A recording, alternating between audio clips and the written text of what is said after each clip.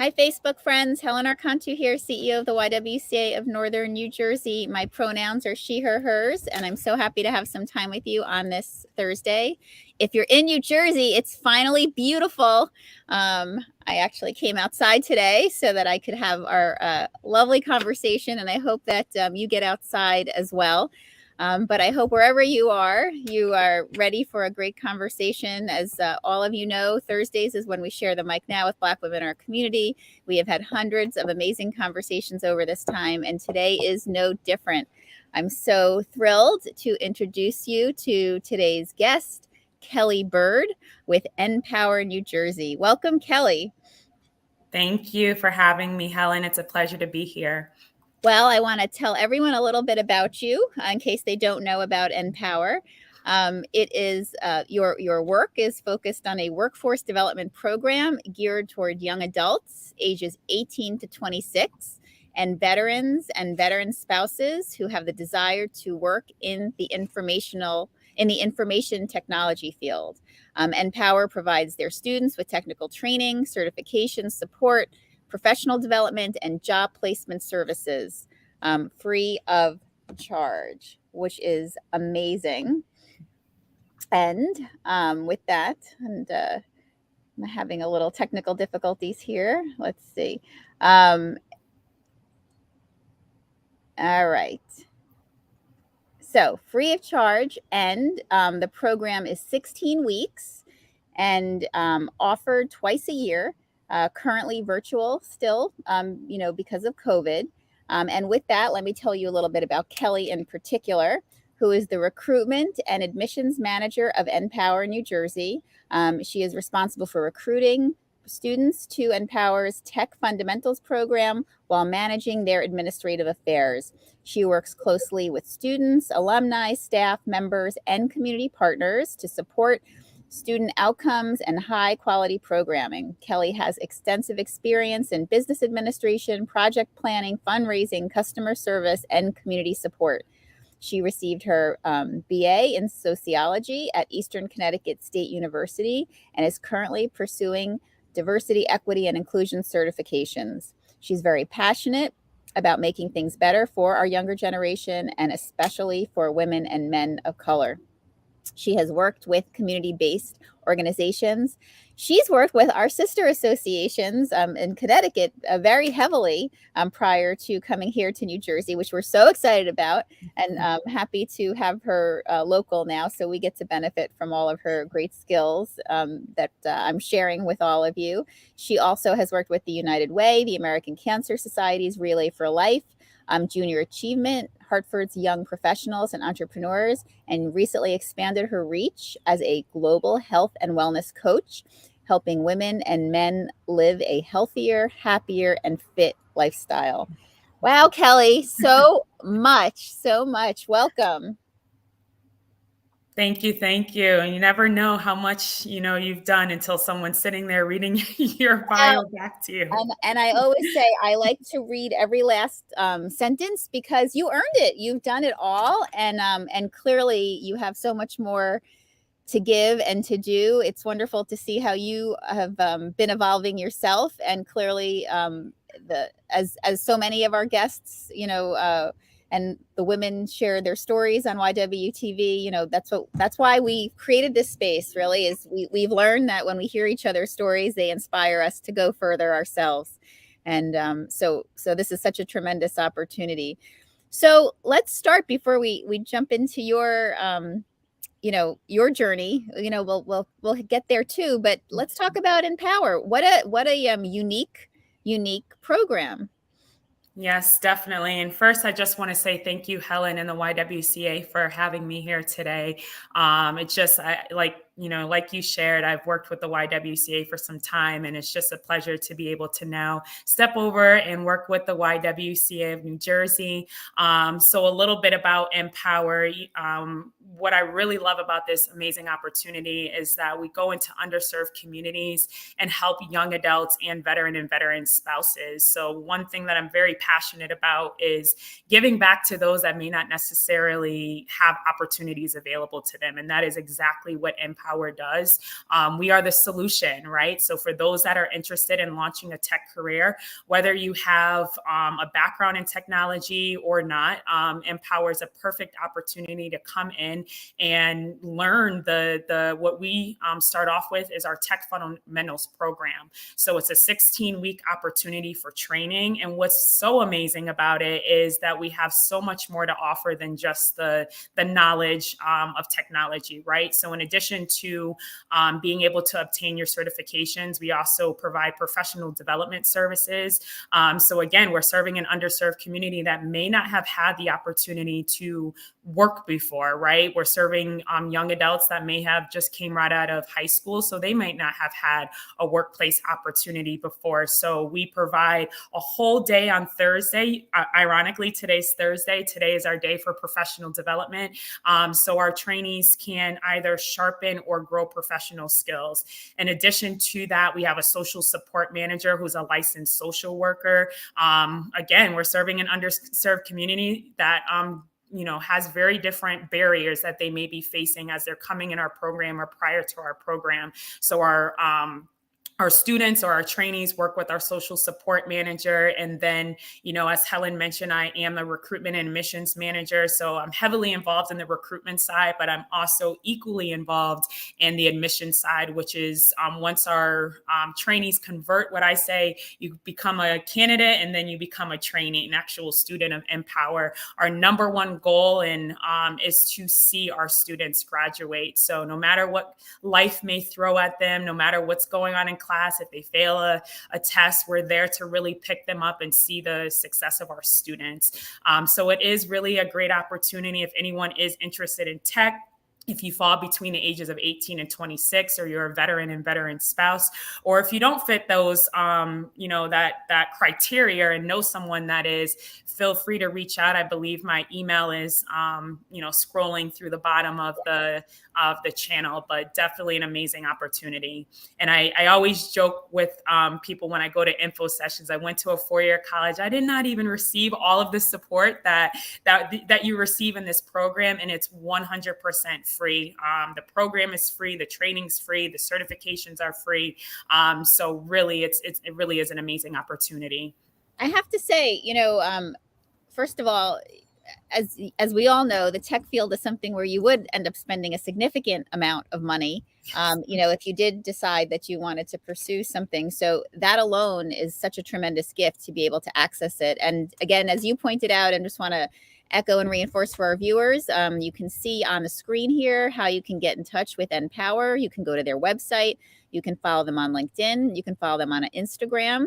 And you can also reach out to Kelli directly through her email, which is also listed here. So I do encourage you to connect.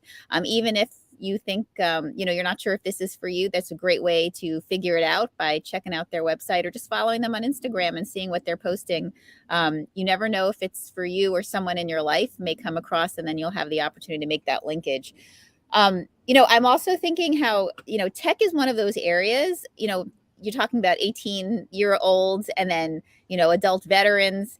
People may be scared, right, to jump into this space later in life. I mean, I know that, I've got young kids, and they're kind of so wired at youth now to be so tech savvy and to be entrenched in technology. But for those of us that are a little older, it might, that might not be second nature. How do you coach people through that fear of maybe, this seems like a great opportunity, but maybe it's not for me because I've never done anything like this before? Yeah, that's a really great question. And what I really take pride about with, this NPower New Jersey's team is that we have a staff that, is 100% committed to the initiative and to our students. So basically, like I was mentioning earlier, like you don't have to have a tech background. You don't even have to necessarily have, any work experience before in the tech industry or even picked up a book about technology, right? And so one of the things, I'm the recruitment and admissions manager. I also have another colleague on our team that's a recruitment and admissions manager. And the one big thing that we look for, as people are interested in the program is grit, right? Like that passion to really just get involved. And really the rest is like, is up on the individual and NPower to help you be successful. So I say that to say, we've had a lot of students that have come through our program over the years that may not have had a background in technology, but they walk away out of this program learning more than they've known before, and their opportunity for certifications that are free, which are pretty expensive for those, especially in underserved communities. So it's a free opportunity. Again, our social support manager, as life is happening, right? One thing I always say is one thing we can't guarantee at NPower is that life will not happen. It will. We've had students that have gone through things, and even to help on that side, just showing how much NPower staff is here and committed to the success of our students.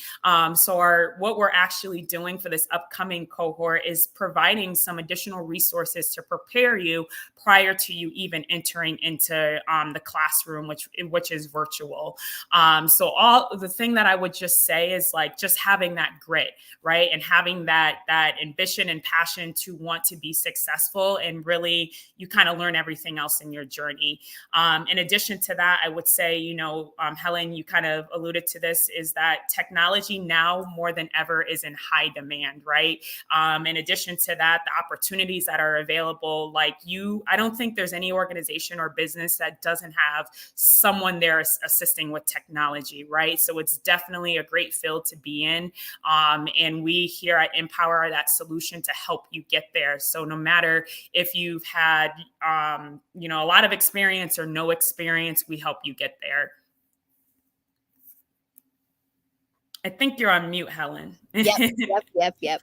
I was going to say, I'm glad that you shared that, because one of the things I was thinking was, when people join the program and jump in, where can they expect to go from here? And I guess the answer is anywhere. Yeah, definitely. And so what's great, and I don't think this is one thing I touched on, which I'm surprised I didn't, is that we also, in addition to Thursdays, right, so is our professional development day, but that is the team that I always tell people, every NPower staff is really important, but you really want to know our placement team, because after your training and you get your certifications, you have an opportunity for placement, that we have a staff full of people that help you get into various different opportunities, right? So we have a lot of great partnerships with Accenture, Bank of America, Google, a lot of local nonprofit organizations, where even through this program, you have an opportunity to also have your placement, whether that's an internship, full-time, part-time, you name it, some type of project-based work. So we do work with our students that, of course, you have to, in the training part, do well in that portion and, get your certifications. And then our placement team will help place you in these opportunities that we have, where the organizations that we are partnered with, they're looking for NPower trainees, right? Because they know everything that we provide to our students and what we help our students with, and basically prepping them for the opportunity that they step foot in after the training portion. And so let's talk for a minute about why this is so important to get this resource and this opportunity to communities of color, specifically, because we know the numbers, right? Or maybe we don't. Maybe those watching don't. So let's talk a little bit about that. Definitely. And so one of the great things that I definitely, if you go on our NPower website, I definitely encourage folks to look at our coalition. One of the great things I was telling Helen before we got started, I actually moved to New Jersey recently, but the YWCA has been top of mind, because very passionate in, diversity, equity, and inclusion. And one of the initiatives that NPower is taking is a 40 by 22, which is our one of our goals is to see women of color in the tech space, right? So if you look at almost any opportunity, but definitely the tech industry, you don't see a lot of diversity in that field. And that's another reason why this opportunity is amazing, because we are literally going in communities of where the majority is brown and Black communities, right? Where we're looking at individuals and telling them about this amazing opportunity, the benefits of being in a tech industry,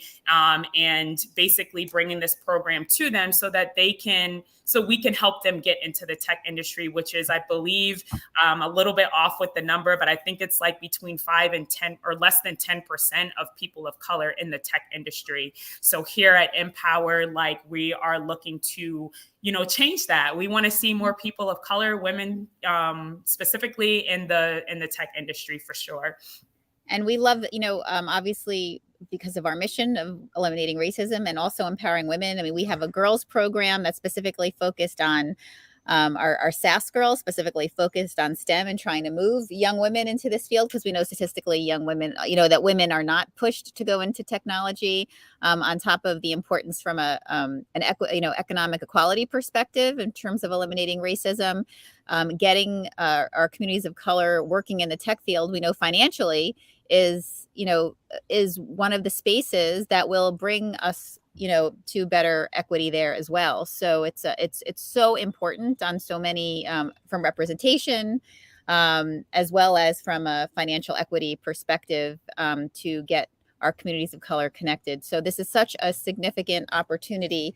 Again, I encourage all of our viewers to connect with NPower through following them on their Instagram page, checking out their website, and also you can connect with Kelli in particular, being the recruitment coordinator. If anyone watching is connected to a school, an organization, a college, I mean, who is it that, where do you want to connect so that we can help amplify that for you?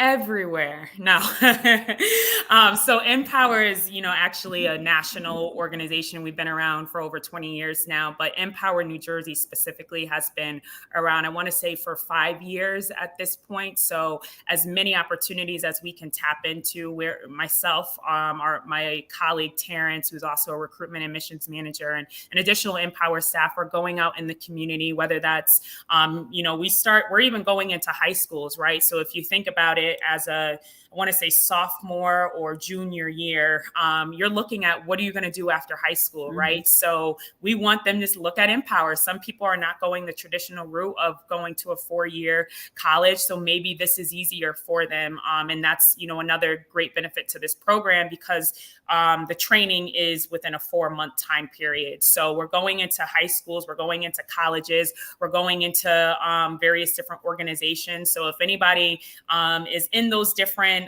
arenas or know anyone there, definitely we are more than happy to connect with you all and figure out what we say as a pathway of launching your tech career. So let's talk about your pathway. We talked a little bit about your journey that got you here, and now we're lucky enough to have you here in New Jersey, no less. But what was your journey to get into this kind of work? Yeah, that's a great question. So I have a very unique story as in regards to diversity, equity, inclusion. So I grew up in a predominantly white neighborhood, go to a predominantly Black church, and then I went to a parochial schools my entire life. So majority of that was, people that didn't look like me, essentially. And so from the very beginning, I feel like I had I wouldn't say identity crisis, but I struggled trying to fit in, right? If I went to church, I felt like I didn't really fit in. Then I go to school, it just was always a weird balance. And I remember my childhood best friend at the time, she went to a public school. And this was my sophomore year of high school.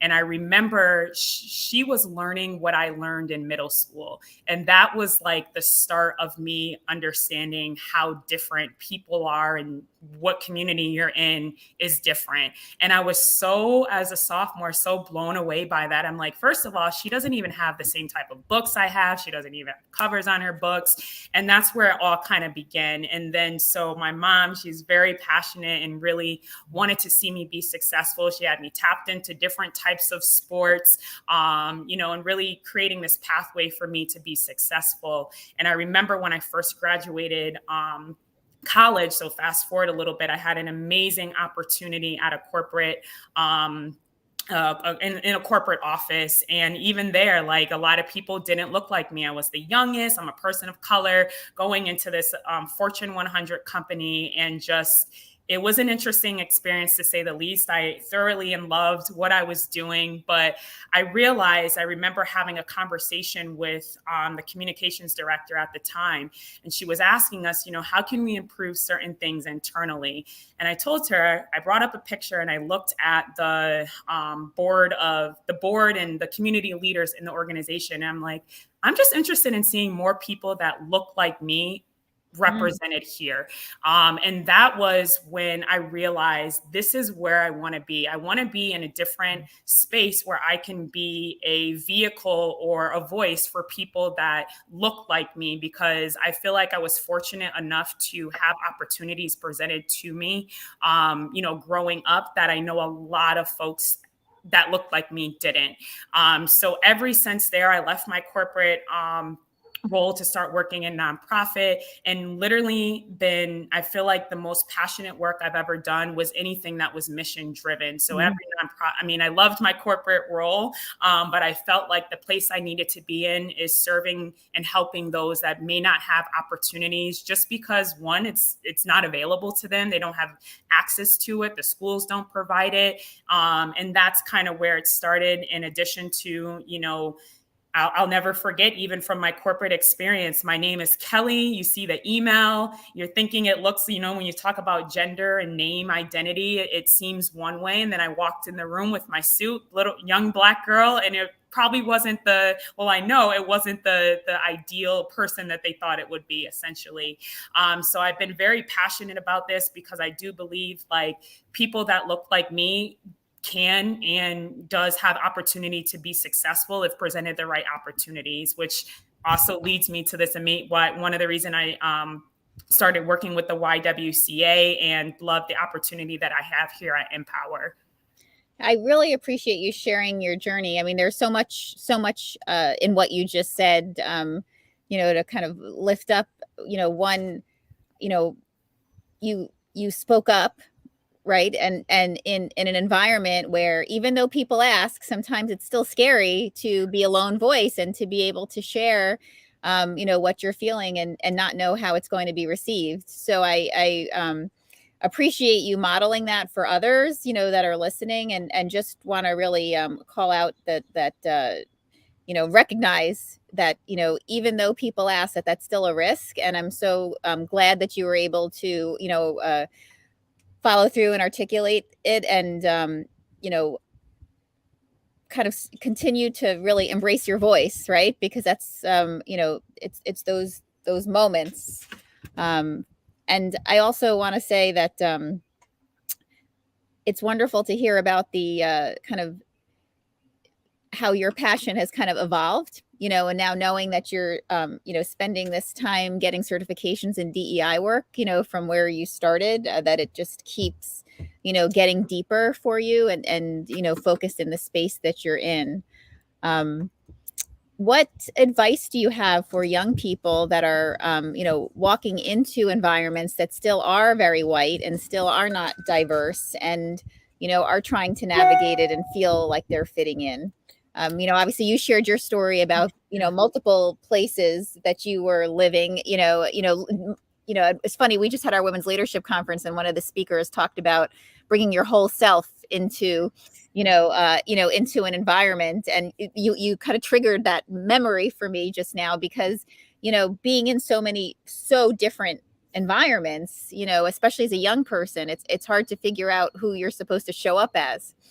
Yeah, that's a great question. And I'll be honest, I'm still relatively young. And I remember in the beginning of my journey, I wasn't as vocal about what I felt just because, I didn't know what the reaction would be. And I remember that moment that I spoke about when I talked with the communications director and she was open about making changes and asked my thoughts. That was actually the moment when I realized my voice did matter. And, there's so many different things that I could say. I actually just spoke to a student about this recently. And what that woman said, Helen, is so true.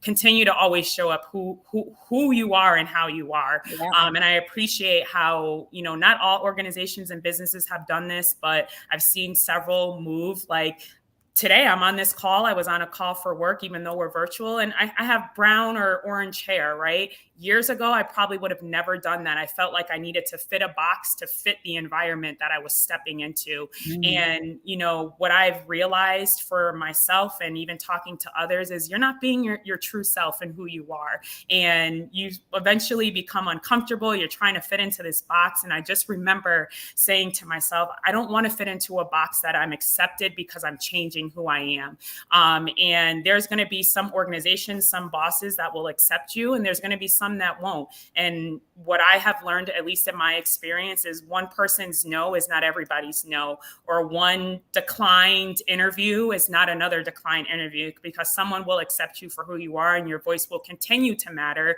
no matter if someone else kind of disagrees with you. And I think the biggest thing, especially for women of color, is, I've experienced being very passionate and very vocal, but there's a way to also address things in a professional way by also getting your point across. And I think those are the two biggest things I would tell any young person is, be professional while also addressing your point, but always stay true to who you are, no matter what or who that looks like. Yeah, that's such great advice. And it's that the tenacity really needed to be able to kind of, with that statement you just said about everybody's no, one person's no isn't everybody's no. I mean, it really just does show, needing to kind of dig deep and, keep showing up. And, wow, so much great conversation. So tell us before we leave each other, because I love that you did work with the YW in, with YWs in Connecticut, and I know you said specifically you did a lot of work with the Hartford, sister association there. What has been your draw to connect with the YW? What's been meaningful about that relationship for you? Yeah, definitely. One of the things that, I know the YWCA is passionate about is, eliminating racism and making, women of color. And I worked with the YMCA also, and making people of color feel safe and comfortable, and showing that there's opportunities for them. And, as a younger person at the time, that really stood out to me, as like, I can use my voice here at the YWCA without being judged, without being looked at a certain way. And then as I continue to involve myself in programs or volunteer or work with young girls that are in these various different programs, like, again, that's where my passion was really driven, is like, there's a lot of people that don't want to see, unfortunately, people of color be successful, right? And just because they don't want to see that doesn't mean that we can't be successful. And for programs such as NPower, such as YWCA, that's taking, boots on the ground, running to see people that look like myself be successful, is just really powerful to me. And there's so many different initiatives and programs that the YWCA, offers from I can't remember the names, which is terrible, but like being able to show up professionally and having professional programs or workshops put aside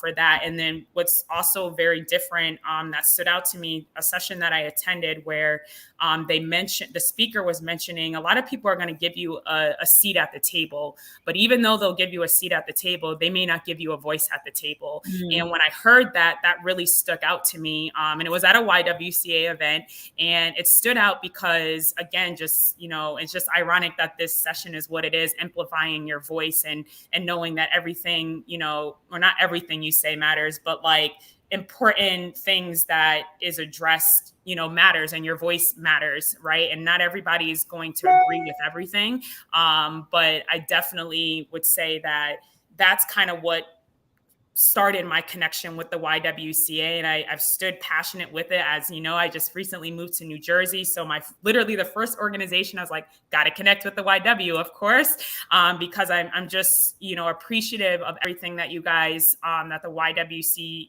is doing, and not just talking it, right? You're showing it in the community. There's so many events, even when I was in Connecticut when the George Floyd situation happened, and just seeing representation from the YWCA taking on, leading events, not just participating or showing up, but like leading events, was very powerful and still holds very powerful to me. And that's, why a couple of years later, still here, whole different state, and still involved with the YW and the mission that you guys all stand for.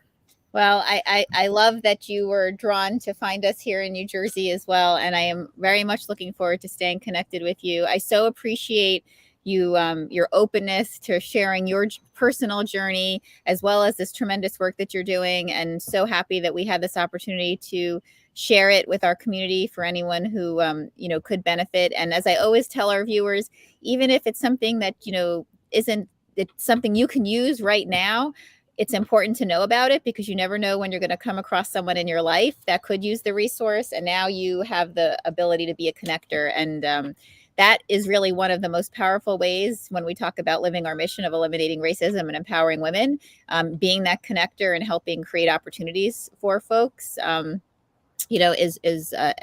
Connecting them to places where they can have pathways, to a different world, is really, really key. So go follow them on Instagram. Go, check out their website. I'm going to say it again. And also, as Kelli said too, just please remember, for the YW, we are very committed to this work. We actually have our Racial Justice Awards on April 25th in Maplewood, and we have the link. We'll put the link here for you so you can join us. We have some wonderful individuals in our community, and businesses and organizations who are really living our mission of eliminating racism in practice daily. And we want to model that for you so you can realize that you all can do it too. And so we are looking forward to celebrating them. You also could take the 21-day challenge and just start learning yourself. And the more you learn, the more you can figure out where your place is in eliminating racism. We all have a role, every one of us. And, it's important to, understand race, power, and privilege, the realities, as opposed to what we've been taught, and important to unlearn. And this is a great opportunity for you to do that quietly by yourself until you're ready to engage with others. So that's how it starts. And we definitely want it to start for everyone in our community. Kelli, thank you so much again. We're so glad that you could join us. And I do look forward to working with you more. And I'm going to definitely try to grab you to join us for our Racial Justice Awards, here. I would love to be there. You can celebrate with us too, and learn more about, what we're doing here locally.